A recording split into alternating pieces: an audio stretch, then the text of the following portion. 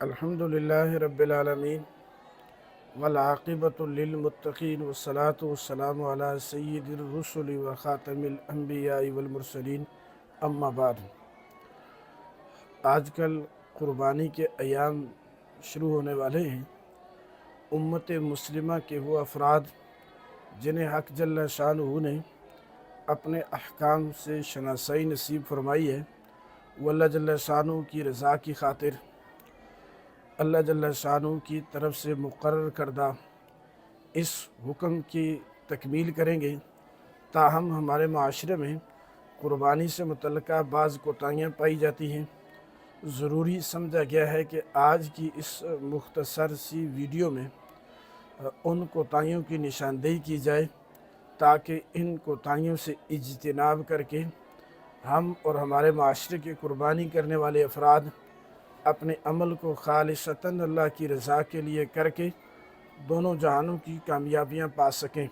اس سلسلے میں سب سے پہلی کوتاہی یہ ہے کہ ہمارے معاشرے میں بہت سارے افراد ان کے ذمے قربانی واجب ہوتی ہے اور وہ اپنے ذمے اس حکم شرعی کو واجب نہیں سمجھتے۔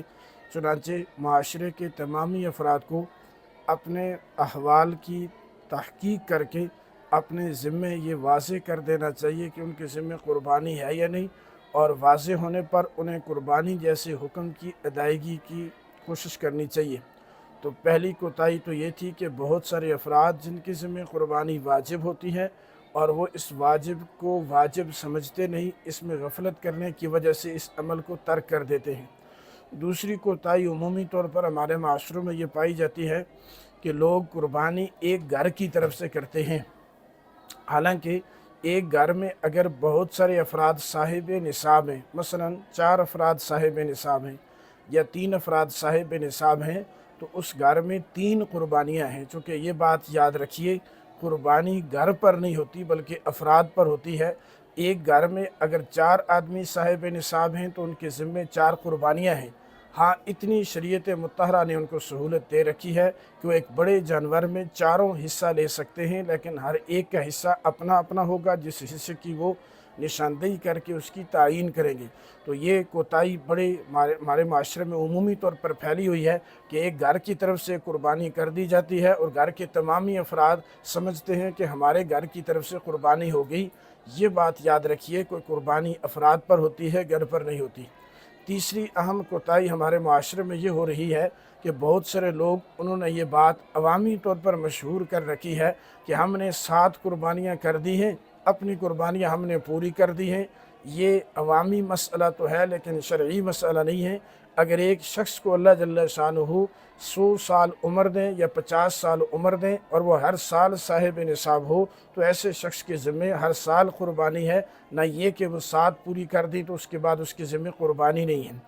اور اس کے ساتھ ساتھ ایک اہم کوتاہی ہمارے معاشرے میں یہ پائی جاتی ہے خطرناک قسم کی، کہ بہت سارے لوگوں کے ذمے قربانی اپنی واجب ہوتی ہے اور وہ واجب قربانی کو چھوڑ کر نفلی قربانی کرنے لگ جاتے ہیں۔ مثلا ایک آدمی کے ذمے اپنی قربانی کرنا واجب ہے تو وہ اپنی نہیں کرے گا، اپنے مرحوم والد محترم یا اپنی والدہ محترمہ کی طرف سے قربانی کرے گا۔ دوسرے کی طرف سے قربانی کرنا نفل ہے اور اس کے اپنی طرف سے جو قربانی کی جانی چاہیے تھی وہ قربانی واجب تھی۔ تو کوتاہی یہ کی جاتی ہے کہ اپنا واجب ترک کر کے نفل کا اہتمام کیا جاتا ہے۔ یہ اپنا واجب چھوڑنے کی وجہ سے حکم شرعی کے تارک کہلائیں گے۔ لہٰذا چاہیے تو یہ کہ صاحب نصاب شخص پہلے اپنے واجب حکم کی ادائیگی کرے، اس کی تکمیل کے بعد اگر اس کے پاس ہمت اور استطاعت ہو تو پھر وہ نفل کی ترتیب کرے۔ اللہ جل شانہ ہم سب کو ان کوتاہیوں کو جان کر ان کوتاہیوں سے اجتناب کرنے کی توفیق عنایت فرمائے، تاکہ ہمارا معاشرہ ان کوتاہیوں سے بچ کر خالصتاً اللہ جل شانہ کے اس حکم کو اللہ ہی کے احکام کے مطابق ادا کرنے کی کوشش کرے۔ اللہ جل شانہ پوری امت کی قربانیاں کرنے والوں کی قربانیاں اپنی بارگاہ میں قبول فرمائے اور ان کو اس کے لیے ذخیرہ آخرت بنائے۔ وآخر دعوانا ان الحمد للہ رب العالمین۔